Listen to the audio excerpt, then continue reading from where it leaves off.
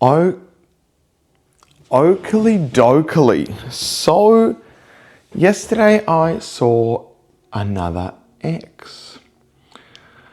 And I profusely apologised. This ex was quite special. Here's the story. I used to work with her. She was a little younger, 3-4 years younger than me at the time. And we hung out a lot, every day almost. And she was very in her emotions, very emotional human being, but like looked at the world in an sort of an interesting way. And I really related to her. I really related to her in the way that we saw the rest of the world. And she was loud, proud, and genuinely in the past, and well, I guess now, I'm usually attracted to the alpha or the top woman of any room. So you walk into a room, the loudest, the prettiest, the biggest energy vibration, I'm always attracted to that. And she was that. She was very loud, very proud. Anyway, I saw her and I apologized profusely because she really fell in love with me. And at the time, I kept saying, I'm not there yet. I'm not even dating yet. And we kept hanging out, but she really loved me. She didn't declare it. She didn't speak it all the time. She just, I guess she showed it through her actions by spending a lot of time, by whatever I wanted, we did. But at the time, I, again, was just plagued by, I hated myself.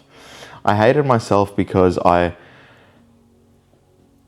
had experienced such mass rejection as a child that my self-talk and my hatred of myself didn't even allow that when other people loved me, for me to be able to experience that people love me.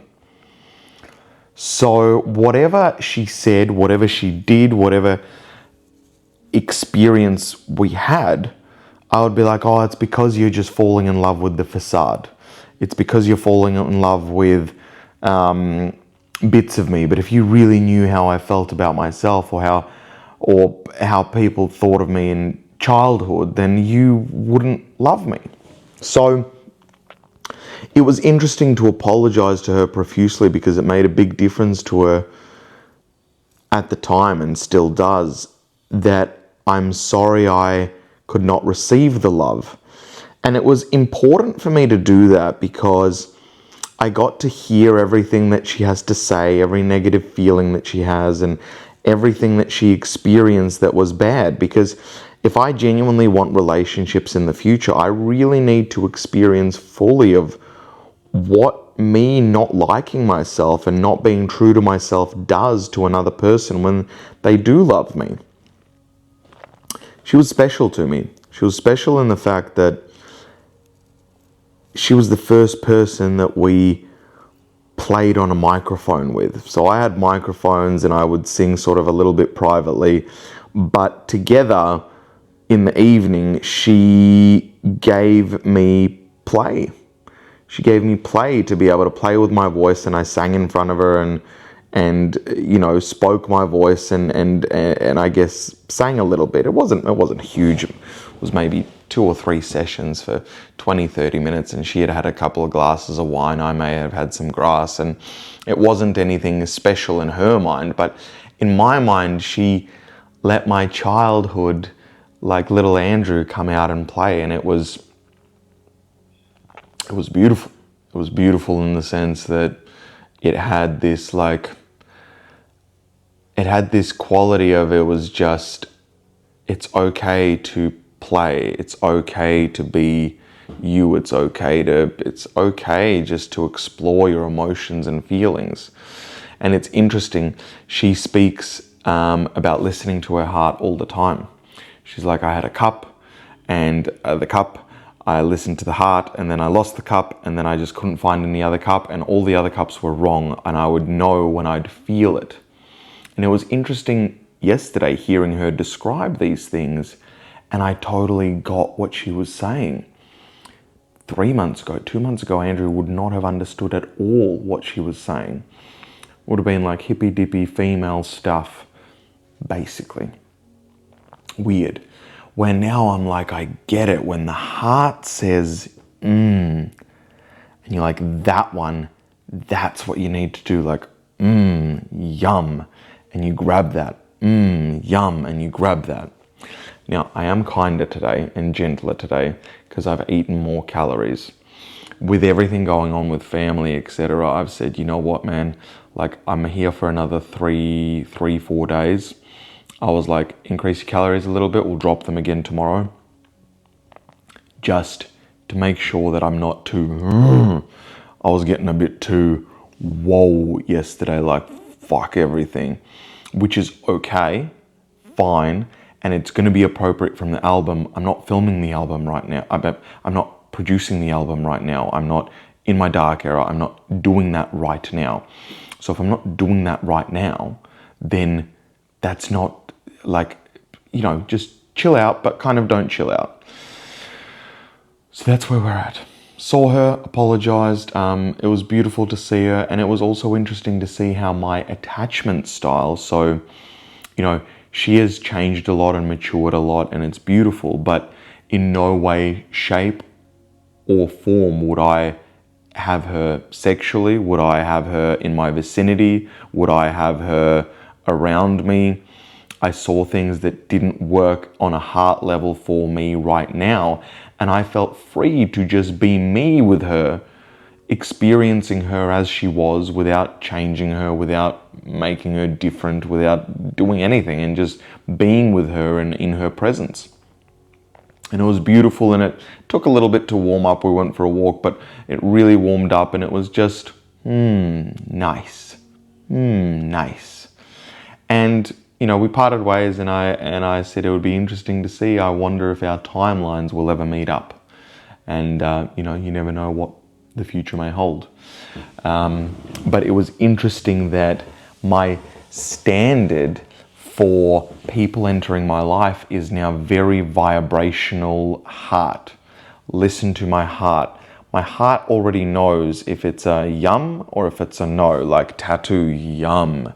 Body, yum. I'm loving how I look. Like, I love this beard. I love this sharpness. I love this earring. I love this. I love my pants. Like, it makes me feel nice. It makes me, And this is so new for me. And so, like, I'm in a toddler shape, and my family isn't about appearance. And, you know, it's like, nah, you're just self-obsessed. And I'm like, I've been living in that for so long, and like, that is so not the case. Like, loving yourself and feeling good in your own body, feeling good in your items that you purchase and what you do is the answer of happiness and a luxurious life of luxury of being yourself. So it's beautiful. Beautiful, beautiful, beautiful. Social media is tough at the moment for me. It's like I'm on this frantic TikTok thing, and I'm like sometimes like in my ego, sometimes not in my ego, and I'm just not giving it the time of day. And if I'm honest, and let me talk about this, I think the only thing I need to do on social media, I've got YouTube where I speak my soul, and everywhere else I just need to sing. And I'm addicted to the algorithm. I'm addicted to like, I'm addicted to like, let's make some noise, but really I want to sing. I don't want to get more good at creating triggering content and become like a thing, but I think I'm just nervous that with my singing it'll take a while to build traction. But I want to sing.